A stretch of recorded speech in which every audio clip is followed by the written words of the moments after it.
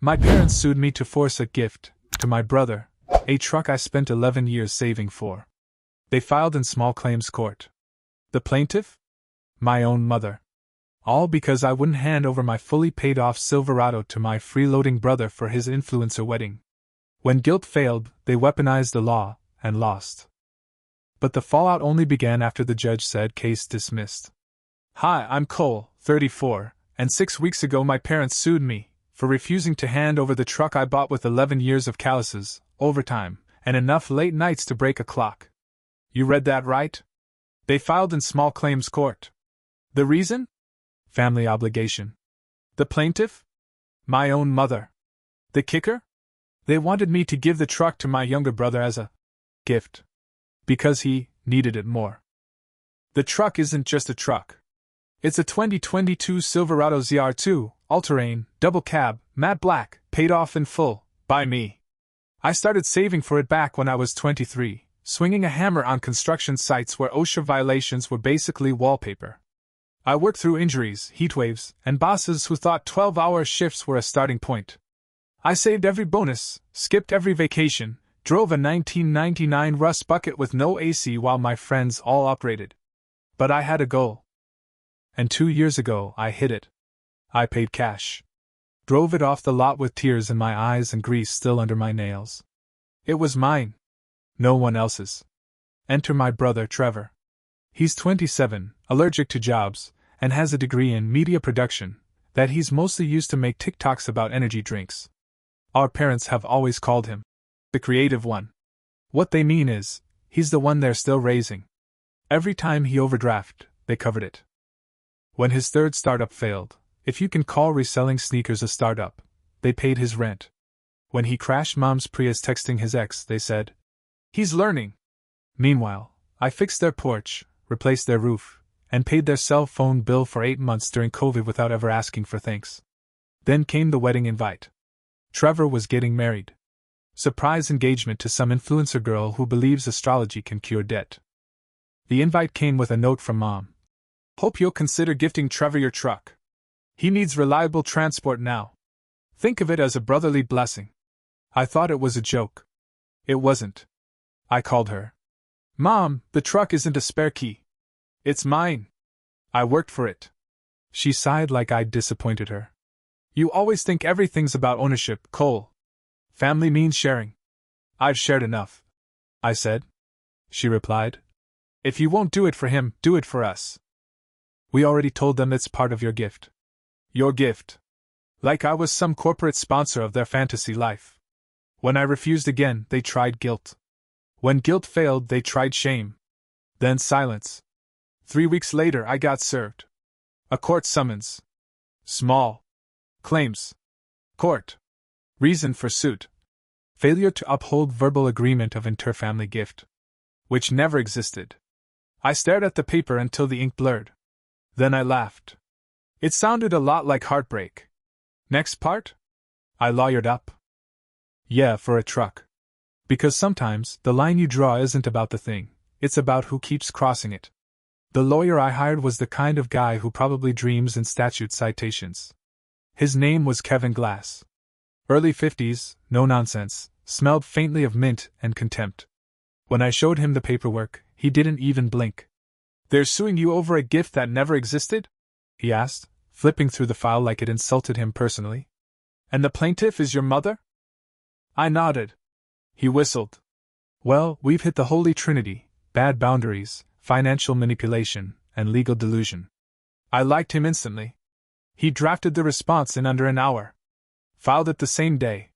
In it, we denied any promise or agreement of transfer, verbal or otherwise, and included a notarized copy of my vehicle title. Full ownership in my name. Paid in full.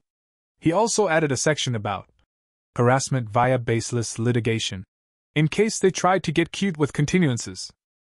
I didn't hear from my parents until the week before court. My dad called.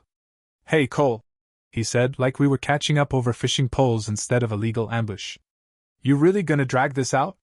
You sued me, I said. He exhaled. You know how your mother is. She got her hopes up. Trevor's car died, and they don't have the cash. This seemed easier. Suing me seemed easier? Look, just show up, tell the judge you'll give him the truck, and it'll all go away. We can be a family again. I let the silence stretch. Then I said, we were never the kind of family that had my back. Only my wallet. He hung up. The night before the hearing, I parked my truck in my apartment's garage and just sat there. Hands on the wheel. Remembering every damn moment it took to buy it. Working through busted knuckles. Falling asleep in my work boots. Calling in pizza after 14-hour shifts because I couldn't lift a frying pan. This truck wasn't just a vehicle. It was the only thing in my life that hadn't been taken, borrowed, or guilted into someone else's hands. In court, my mother wore pearls. She always dressed up when she wanted to be taken seriously. Trevor sat beside her, sulking in a hoodie that said, "Rise and grind," which I'm pretty sure he wore ironically. The judge called our case. I stood. So did Kevin. My mom opened with, "Your Honor, we had an agreement." Kevin cut in. "Objection. No documentation, no witnesses, and no proof. This is fiction, not fact." The judge raised an eyebrow. "Let her speak. Then I'll rule." Mom went on about promises, traditions, how families have always handed things down. She painted me as some cold-hearted hoarder of vehicles. Trevor added, "I mean, it's just sitting there. I need it more." The judge looked at me. I stood slow. Cleared my throat. "Your Honor, I bought that truck with 11 years of labor. I didn't win it in a raffle. There was no agreement, no discussion, no plan. My brother has never held a steady job, never asked me respectfully, and never offered anything in return. They assumed I would give it away because I always give. And this is the first time I said no." The judge looked down at the paperwork. Then back at them. "Plaintiff has no legal basis. Case dismissed." It took 2 seconds. But the fallout? That started the moment we left the courtroom. Outside, Mom caught up to me. "You humiliated us." "No," I said. "You did that yourself." She stared at me like I was someone she used to know. Like the obedient son had been replaced with a stranger. And in a way, I had. That night, I drove my truck out past the city limits. Windows down, stereo up, gravel kicking under the tires. I didn't know where I was going. I just knew I wasn't going back. I wish I could say that was the end. Case dismissed, judges gaveled down, justice served. Roll credits. But when your family loses in court, they don't send apology muffins. They send reinforcements. The next morning, my Aunt Gina called. I hadn't spoken to her in years. Not since she told me, during Christmas brunch, that I was getting a little full of myself for a guy who fixes drywall. She started sweet. "Hey, Cole. Just wanted to say, wow. Court? Really? I didn't file anything," I said. She'd scared like I was a toddler who dropped his juice. "I mean, you know your mom. She gets passionate. Couldn't you have just worked it out? Like we did when Trevor took my tools and pawned them. Or when he crashed my old Ford and they said, 'At least no one died?'" Silence. "Look, sweetheart." She tried again. "Family means compromise." "No, Gina. Family means respect. If you have to sue me to get what you want, maybe you're not family anymore." She hung up without saying goodbye. 3 days later, I got a knock at my apartment door. I assumed it was a package. Opened it. Trevor. Wearing sunglasses, holding an iced coffee, like this was a social call. "Bro," he said. "We gotta talk. I'm busy." He put his foot in the door. "You made Mom cry. She made a court date." He looked genuinely stunned, like I wasn't reacting to his script. "I just needed a ride. That's all. I thought you of all people would understand." "You didn't ask for a ride," I said. "You asked for my truck. My title. My savings. My years." He dropped the charm. "Fine. I'll make this simple. You give me the truck, I leave you alone. You keep it? You won't have a family left to deal with." And that's when something in me clicked. I didn't raise my voice. I didn't argue. I just stepped back, looked him in the eye, and said, "Deal." He blinked. "Wait, what?" "You said if I keep it, I lose you all." "I accept." He stared at me like I'd just spoken in tongues. Then scoffed. "You're gonna regret this." "No, Trevor. I said. I regret letting it get this far. He left.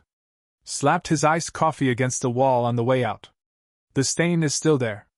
That night I texted Kevin. What are the odds he tries to file an appeal? Kevin replied. About the same odds as him learning to spell plaintiff correctly.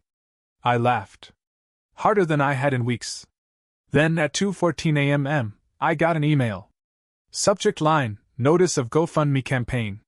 Trevor had created a fundraiser titled, Help me get my truck back from my greedy brother. The description read like a soap opera monologue. Words like betrayal, family trauma, and truck hoarding. I stared at it for 5 minutes. Then I hit share.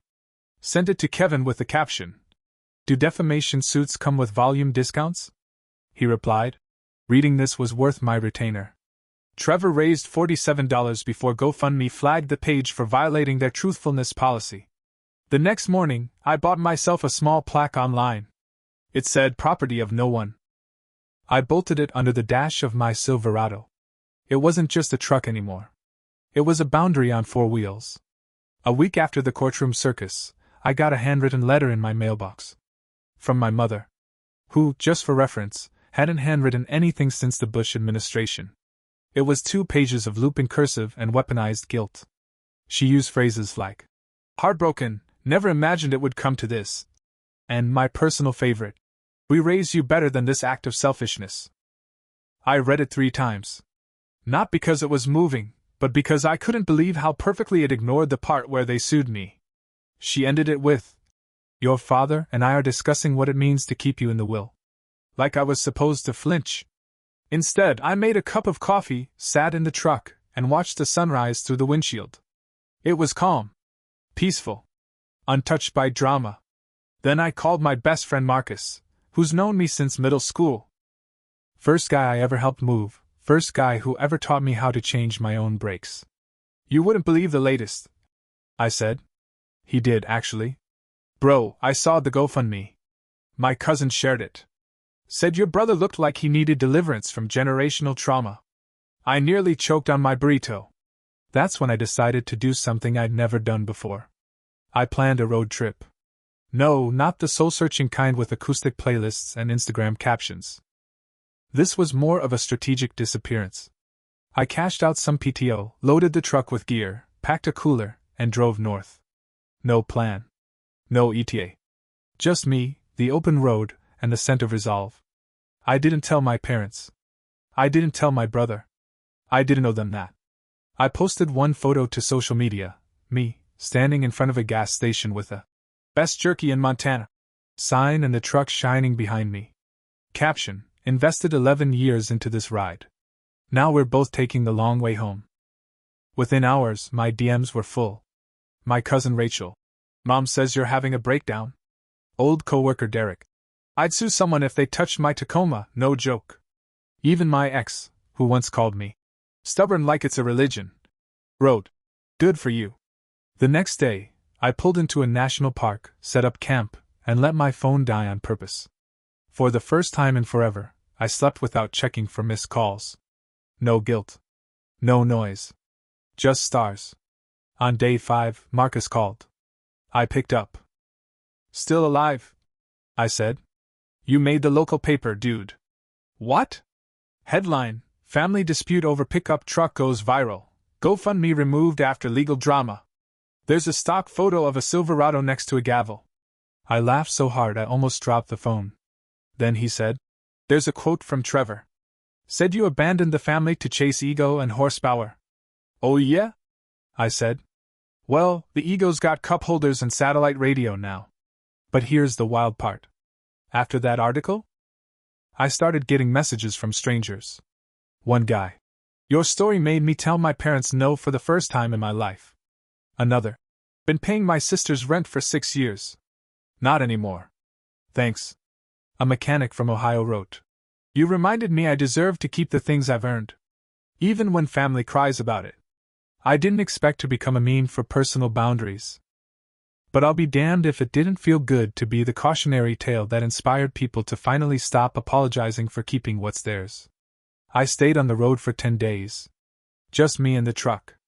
And every mile felt like proof I made the right call. When I rolled back into town, my mailbox looked like it had gone 12 rounds with a conspiracy theorist. Flyers stuffed in sideways, envelopes bent, and, sitting right on top, a legal-looking letter with my brother's name and the return address. I opened it with zero expectation. Inside was a single sheet of paper. Typed. Formal. Notice of mediation request. Trevor was officially asking to resolve our familial dispute over shared property outside the courtroom. Shared property. I laughed so hard I choked on my own spit. I called Kevin. He picked up, sounded like he was eating peanuts out of a law book. You seen this? Got the same copy, he said. It's adorable. Like a toddler serving tea out of empty cups. Ignore? Hard no, he said. We respond. We decline. And we add a sentence. Any further action will be considered harassment, and dealt with accordingly. Then we frame it. I followed his advice to the word. Then I did something bigger. I called my bank and set up a financial firewall. Changed my accounts, closed the ones my family might still have info on, and put fraud alerts in place. I even removed my parents as emergency contacts at work. Not to be petty, but to be safe. Because here's what I realized. A boundary isn't real unless you protect it. And when people treat your life like their backup plan, they don't stop unless you make them. 2 nights later, Mom called. Blocked number. I answered on speaker, just in case. Cole, I just want to talk. You sued me, Mom. Her voice cracked. We didn't mean for it to go that far. We thought maybe if the judge saw reason.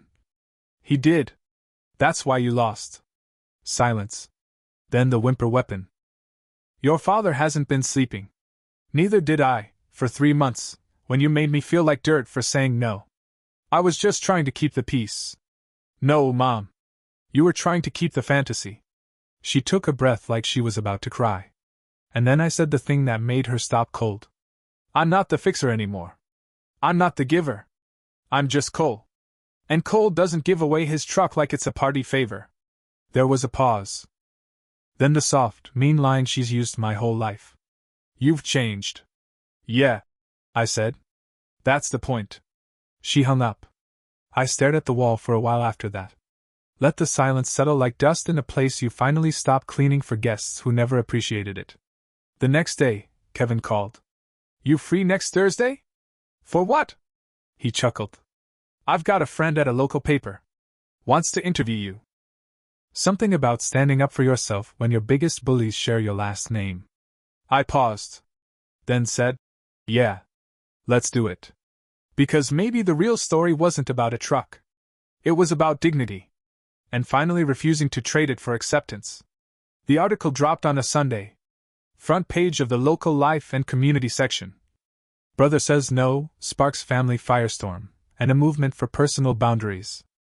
They used a photo of me leaning against the Silverado, arms folded, half smile. The headline made me sound like a vigilante with a torque wrench.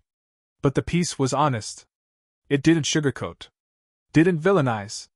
Just laid it out, how I worked 11 years to afford that truck, how I was the reliable son, the bank with boots. And how made my entire family act like I'd committed grand larceny. By Tuesday, the emails started. Not from trolls. From people like me. A nurse in Idaho. My brother guilted me into co-signing a loan. I just backed out. You reminded me I'm allowed. A dad in Missouri. I read your story to my kids and told them, earn what you want. Don't expect your siblings to carry you. Even a retired woman from Florida. My adult son screamed at me for not refinancing my house to pay his mortgage. I said no. Because of you. Thank you. I don't say this for glory. I say it because I finally understood something no one taught me growing up. Saying no is not cruelty. It's the CPR you give yourself when everyone else keeps demanding your last breath. But the fallout at home? Worse before it got better. My mom sent a group text to the extended family titled, Clarifying Things, in which she painted me as emotionally distant, overly attached to material things, and, her words, not mine, cold beyond recognition. Then she added, Trevor has moved back in with us. He needs support. This has been traumatic for him. I read it while eating leftover ribs. Didn't even flinch. Because something happens when you stop chasing people who only love the version of you that gives them everything.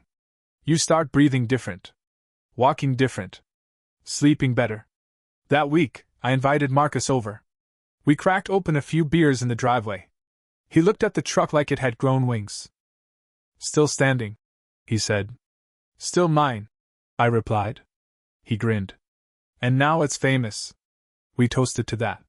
Later that night, I drove out to my parents' neighborhood. Not to confront them. Not to fight. Just to pass through.